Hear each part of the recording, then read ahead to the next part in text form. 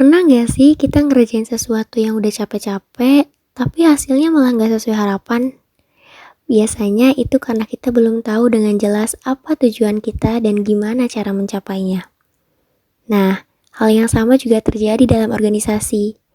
Di video ini, aku akan membahas kenapa perencanaan dan pengorganisasian jadi dua pondasi utama, kenapa sebuah organisasi bisa jalan stabil, terarah, dan bertahan lama.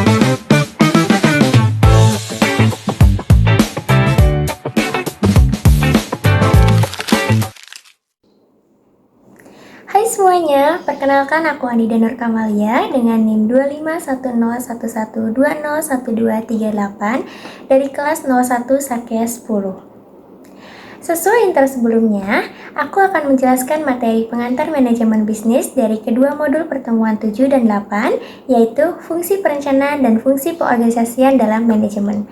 Dua fungsi yang saling melengkapi dan juga menentukan keberhasilan dalam organisasi. Secara sederhana, perencanaan adalah langkah awal yang menentukan tujuan dan jalur menuju tujuan itu. Kalau organisasi diibaratkan sebagai perjalanan jauh, maka perencanaan adalah peta dan rutenya. Sedangkan sumber daya dan orang-orang adalah kendaraan dan penumpangnya. Lalu, mengapa perencanaan itu penting? Yaps, perencanaan sangat penting dalam organisasi, karena yang pertama, mengurangi ketidakpastian, agar kita siap menghadapi perubahan. Yang kedua, menentukan prioritas kerja. Kita dapat menganalisis apa yang penting dan apa yang tidak. Yang ketiga, mencegah pemborosan, baik dalam waktu, energi, maupun biaya. Yang keempat, memberikan arah yang jelas, sehingga setiap bagian bekerja dengan tujuan yang sama. Dan yang terakhir, menjadi dasar evaluasi, agar kita dapat membandingkan rencana versus realita. Karena banyak organisasi yang gagal bukan karena kerja keras yang kurang, tapi karena arahnya tidak jelas. Selanjutnya, tujuan perencanaan bukan hanya punya tujuan, melainkan memahami masalah sejak awal, membagi pekerjaan secara strategis, memperkirakan risiko dan hambatannya, mengoptimalkan sumber daya, serta memastikan semua pihak paham arah organisasi tersebut. Karena perencanaan yang baik membuat organisasi tidak reaktif, tapi proaktif. Ada 3 tingkat jenis perencanaan berdasarkan jenjangnya. Yang pertama yaitu perencanaan strategis, merupakan jangka panjang yang menentukan arah besar organisasi, contohnya seperti visi misi ataupun ekspansi 5 tahun. Yang kedua yaitu perencanaan taktis, merupakan jangka menengah yang menerjemahkan strategis ke langkah-langkah, contohnya seperti target divisi marketing 1 tahun. Yang ketiga yaitu perencanaan operasional, merupakan jangka pendek yang teknisnya pelaksanaan harian, contohnya seperti jadwal kerja ataupun SOP kegiatan. Selanjutnya, prinsip dan unsur perencanaan mencakup 6 komponen. Yang pertama ada what, kegiatan apa yang dilakukan. Yang kedua ada why, urgensinya apa dan dampaknya akan seperti apa. Yang ketiga where, lokasi atau ruang lingkupnya akan di mana. Yang keempat when, jadwal mulai sampai selesai dan batas waktunya kapan. Yang kelima who, siapa yang akan bertanggung jawab dan siapa saja yang akan terlibat. Dan yang keenam how, bagaimana metode, strategi, ataupun alat yang akan digunakan. Jadi, fungsi perencanaan bukan hanya sekedar kita menulis rencana, tapi mengambil keputusan sebelum tindakan agar tindakan kita tepat sasaran. Selanjutnya, aku akan membahas mengenai fungsi pengorganisasian.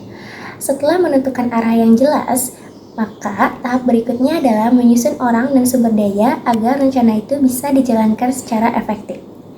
Kalau perencanaan adalah mau kemana, maka pengorganisasian adalah siapa yang menjalankan apa dan bagaimana koordinasinya.